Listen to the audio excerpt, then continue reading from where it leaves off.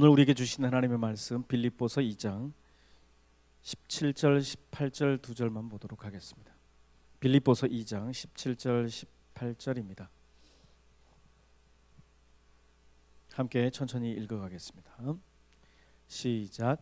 만일 너희 믿음의 제물과 섬김 위에 내가 나를 전제로 드릴지라도 나는 기뻐하고 너희 무리와 함께 기뻐하리니 이와 같이 너희도 기뻐하고 나와 함께 기뻐하라.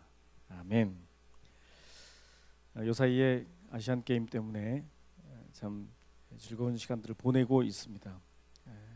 그것 때문에 우리가 계속 해결해야 될 문제들을 해결하지 못한 채 그냥 묻어두고 그리고 어쩔 수 없이 그냥 지나가고 있는 것처럼 보이지만 또 함께 기뻐할 것은 기뻐하고 즐거워할 것은 즐거워해야 할 것 같습니다.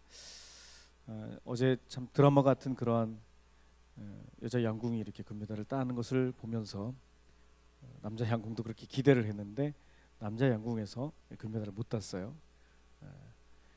다른 나라에게 뺏겨버리고 말았죠. 그런데 하나도 이렇게 기분 나쁜 게 아니었었어요. 왜냐하면 금메달을 딴 인도라고 하는 그 양궁팀을 우리나라 코치가 이렇게 이끌고 있었다는 것을 나중에 이렇게 보면서 뭔가 있을 것 같다. 쟤네들 괜히 그냥 잘하는 게 아니다. 알고 봤더니 코치가 감독이 우리 나라 사람이었었습니다.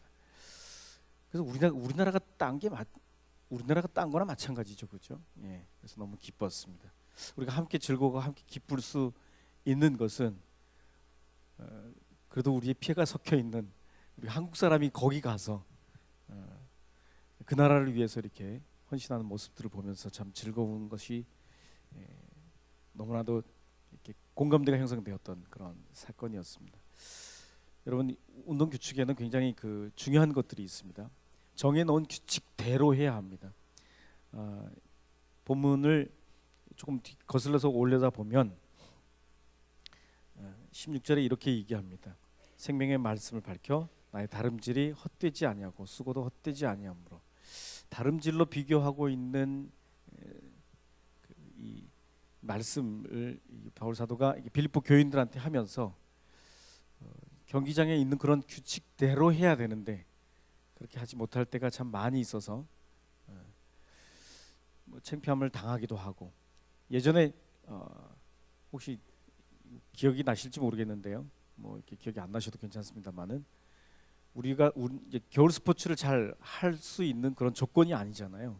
그래서 한동안에 그 겨울 스포츠에 이렇게 참석을 해서 올림픽이 열렸을 때에 동계 올림픽이 열렸을 적에 우리나라 선수가 출전을 했습니다. 근데 규정이 좀 살짝 바뀐 거예요. 근데 그 바뀐지도 모르고 그냥 했어요. 그래서 중간에 탈락이 됐죠. 참 창피했죠. 바뀐 규정을 잘 모르고 왔다가 이번 아시안 게임 때도 마찬가지였습니다. 농구 선수들이 이렇게 아랍 선수들이 이렇게 참가를 했는데 히잡을 쓰면 안 되는 거예요. 뭔가 이렇게 머리에 운동 경기를 하기 위해서 이렇게 머리핀을 이렇게 꼰다거나 이렇게 장식을 하지 못하게 되어 있어요. 그 규정 때문에 경기가 참여하지 못하고 이렇게 낮 게임장에서 나가는 것들을 볼 수가 있었습니다. 여러분, 우리는 성경에서도 마찬가지입니다. 우리 신앙생활을 할 때에 정해져 있는 것들이 있습니다. 하나님 기뻐하시는 것들이 있습니다. 이것들을 잘 쫓아가야 합니다. 바울 사도는 빌립보 교인들한테 세 가지를 부탁을 하고 있습니다. 무엇을 하든지 어떤 일을 하든지 그들이 정말 기쁨으로 해야 된다. 원망과 시비가 없이. 그리고 모든 일을 그렇게 할 때에 원망과 시비가 없이 하려면 하나님을 생각하고 그리고 이 땅 가운데에 흠이 없고 순전하게 해야 된다. 그러면서 세상을 향해서 이렇게 정해놓은 게 있었습니다. 바울 사도는 세상을 향해서 세상은 이렇다. 어그러지고 거스른 세상이다. 이렇게 15절에 이야기를 하고 있습니다. 이 땅 가운데서 살아가는 동안에 어그러지고 거스리다란 말을 조금 오해하는 사람들이 있습니다. 세상이 원래 그렇다는 겁니다. 세상이 뒤틀어져 있다는 겁니다. 여기다가는 뭘 세울 수 없다는 거죠. 여러분, 뒤틀어져 있는 건 그 위에 뭔가 똑바로 세우려고 발버둥을 쳐도 잘 안 된다라고 하는 겁니다. 세상을 참 많은 사람들이 바로 세우려고 노력을 굉장히 많이 하잖아요. 그런데 그게 잘 안 된다는 거예요. 세상이 어그러지고 거스러져 있기 때문에, 어그러져 있기 때문에, 가치 기준이 잘못되어 있고 기준이 잘못 잡혀 있기 때문에 거기다가는 뭔가를 세울 수가 없다, 그 얘기를 하고 있습니다. 그러니까 이 땅 가운데 살아가는 동안 너희들은 어떻게 살아가야 되느냐? 빛으로 살아가야 된다, 빛들로 살아가야 된다, 이렇게 성경이 이야기하고 있습니다. 여기까지 제가 지난번에 했던 이야기입니다. 그래서 생명의 말씀을 밝혀서 다름질이 헛되지 않게, 수고도 헛되지 않게 이 땅 가운데, 그들 가운데 세상의 빛으로, 빛된 자녀로 살아가야 된다라고 바울 사도는 빌립보 교인들한테 부탁을 하고 있습니다. 바울 사도가 빛의 자녀로 살아가라고 얘기할 때에는 무엇을 얘기를 하고 있냐면, 당시에 바울 사도는 밤에 배를 타고 갈 일이 굉장히 많았습니다. 밤에 항해를 하는 겁니다. 그런데 칠흑같이 어두운 밤에 바다를 항해하는 이 배가 뭘 보고 항해를 하겠습니까? 어떤 목표지점을 갖고 항해를 하겠습니까? 그때 볼 수 있는 것은 별밖에 없습니다. 그래서 반짝반짝 빛나는 그 별처럼 그렇게 그 자리에 서서 움직이지 않고 있는 하늘의 별처럼, 그래서 그렇게 빛만 바라보고 항해를 했던 그런 바울 사도는 빌립보 교인들한테 이렇게 빛들로 나타나야 된다. 우리 믿는 사람들이 그렇게 한 자리에 서 있는 것, 정말 말씀대로 살아가는 것, 이게 얼마나 중요한지 모른다, 이런 이야기를 빌립보 교인들에게 하고 있습니다.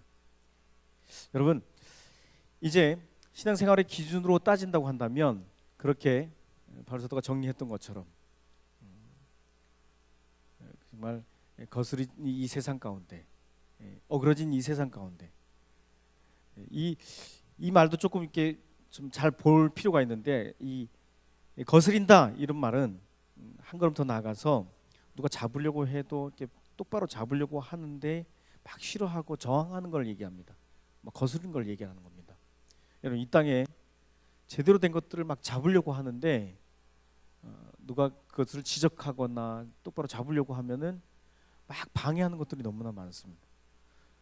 여러분, 이 땅 가운데, 이 어그러진 세상 가운데서 정직하게 살아가는 게 얼마나 어려운 일인지 모릅니다.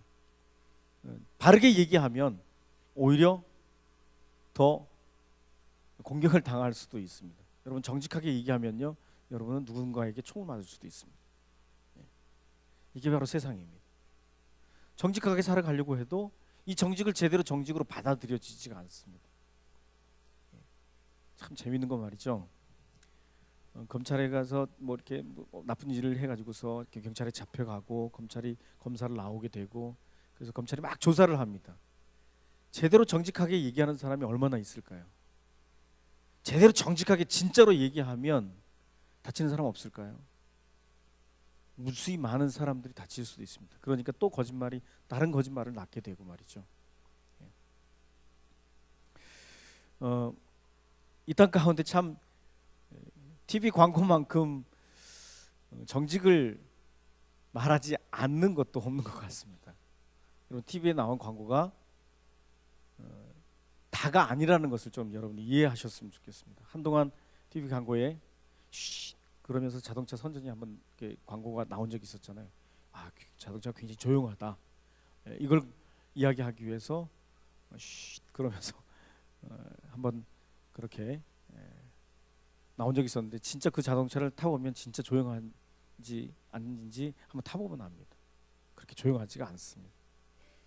여러분, 베스트셀러라고 얘기한 그런 책을 보게 되면요, 저는 이게 그쪽 일을 들어 한 10년 정도 해봤는데 책이 베스트셀러가 진짜 베스트셀러가 아닙니다. 그렇게 잘 포장하고 잘 광고를 했기 때문에 그렇습니다. 그러니까 내용과 관계없이 표지를 잘 만들고 그리고 그렇게 그럴싸하게 이렇게 포장을 하게 되면 다 그 안에 있는 내용들을 감출 수 있을 정도로 베스트셀러 만들 수가 있습니다. 그러면 우리가 이런 세상, 그런 어그러지고 거스러진 이 세상을 살아갈 때에 우리가 어떻게 해야 되는 것인가? 정말 바울 사도는 이렇게 순전하다라고 하는 그런 표현을 씁니다. 포도주나 금에 불순물이 섞여 있으면 절대로 안 되는 것처럼 세상 사람들에게 이렇게 순전하게 이렇게 보여줘야 되는 거예요. 세상 사람들은 이 순전함에 많은 감동을 받습니다. 이렇게 충격을 받습니다. 세상 사람들은 자기는 그렇게 살아가지 못하지만 정직하게 살아가는 것을 많이 원하고 있습니다. 그게 하나님이 원하시는 우리의 모습입니다. 그래서 하나님의 흠없는 자녀로 살아가라 이렇게 얘기한 것도 바로 그 뜻입니다. 하나님 우리에게 흠없는 자녀로 살아가기를 원하십니다. 우리를 그렇게 만들어 주실 것입니다. 우리는 힘이 없지만 그렇게 만들어 주실 거예요. 근데 우리가 이 땅 가운데에 이 땅이 어쩔 수 없이 거스르고 어그러진 세상이기 때문에 그럴 수밖에 없지만 그러나 우리가 빛을 바라보고 나아갈 때에 우리는 승리의 삶을 살 수 있다. 자, 그러면서 오늘 본문에 뭐라고 말씀하시냐면 17절 18절 한 번만 더 읽도록 그렇게 하겠습니다. 빌립보서 2장 17절 18절입니다. 시작. 만일 너희 믿음의 재물과 섬김 위에 내가 나를 전제로 드릴지라도 나는 기뻐하고 너희 무리와 함께 기뻐하리니 이와 같이 너희도 기뻐하고 나와 함께 기뻐하라. 여기 독특한 단어들이 나옵니다. 전제라고 하는 단어가 나옵니다. 제사를 드릴 때에 거의 끝 부분에 가서 제사를 드리는 동안에 포도주를 이렇게 붓습니다. 그리고 포도주나 아니면 동물의 피를 마지막에 이렇게 제물 위에 붓게 되는데 그러면서 그 끝나갈 즈음에 이렇게 제물을 태울 때의 마지막 의식이 바로 이 전제입니다. 이 전제에 포도주나 이런 이렇게 동물의 피를 이렇게 뿌리는 그 이유는 그런 제사를 드리는 동안에 우리의 사람의 생명이나 열정 같은 것들을 의미했던 것 같습니다.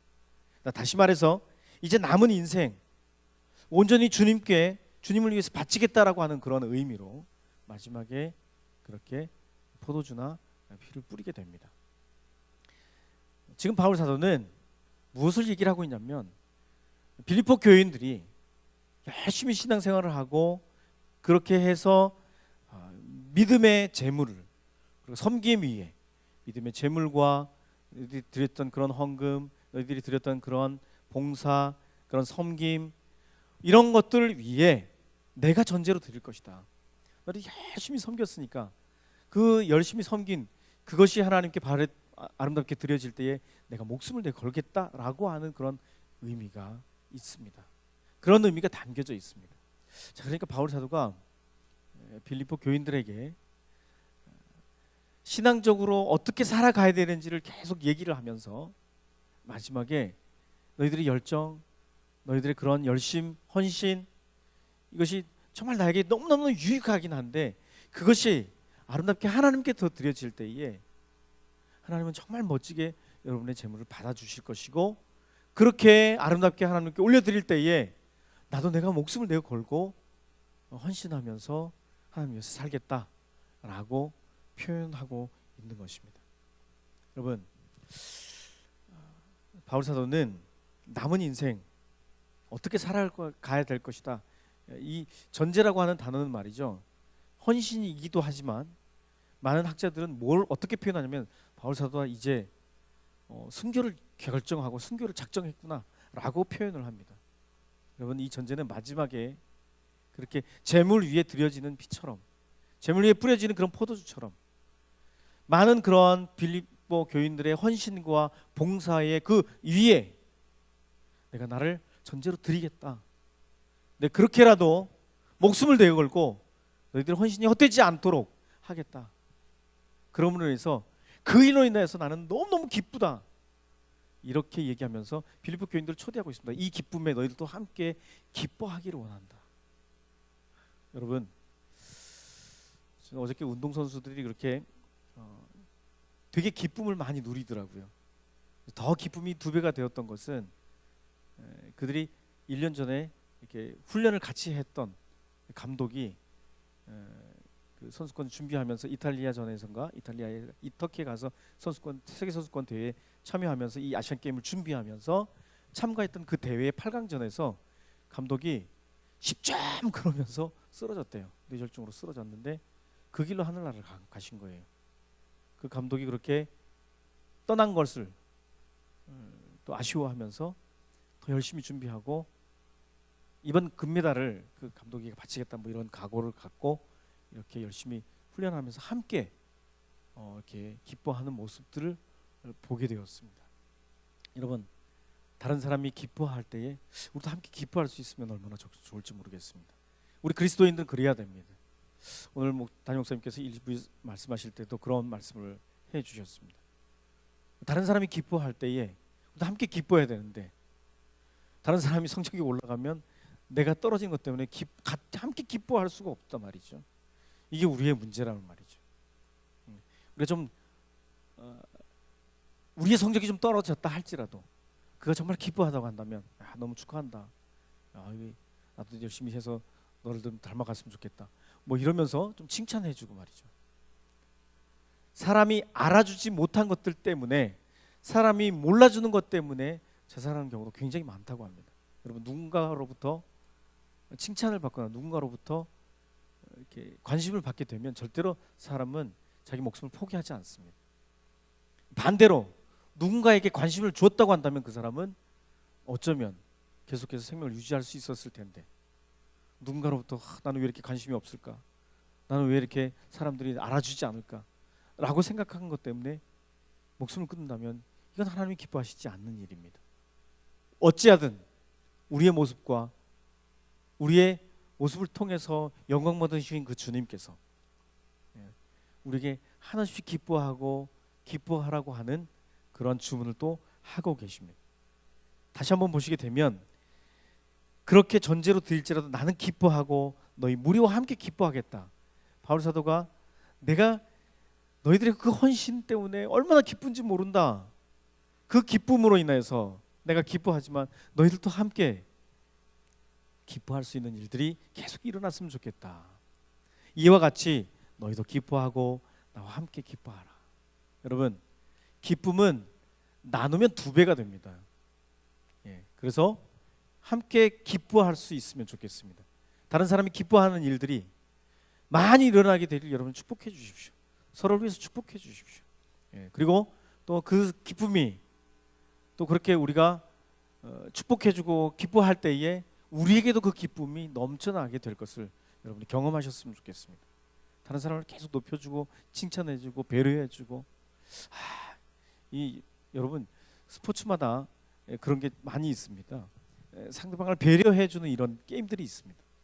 사실은 서비스인데 진짜로 이렇게 그래서 이렇게 종목별로 보면은 서비스를 할 때에 공격을 하는 그런 서비스들이 많이 있잖아요. 사실 성경적인지 아닌지 잘 판단이 안 될 때가 참 많이 있는데 제가 탁구를 참 좋아하는 탁구는요 굉장히 성경적입니다. 아주 서비스 모든 상대방이 볼 수 있도록 이렇게 공을 다 보여주고 그렇게 해야 서비스입니다. 감추면 서비스가 아닙니다. 실격입니다. 여러분, 다른 사람을 배려해 주는 거, 다른 사람들을 높여주는 거, 이게 성경적으로 얼마나 중요한지 모릅니다. 그래서 함께 기뻐하고 그 기쁨이 나로 끝나는 것이 아니라 함께 즐거워할 때에 우리 모든 그런 공동체가 살아나게 되고, 아멘.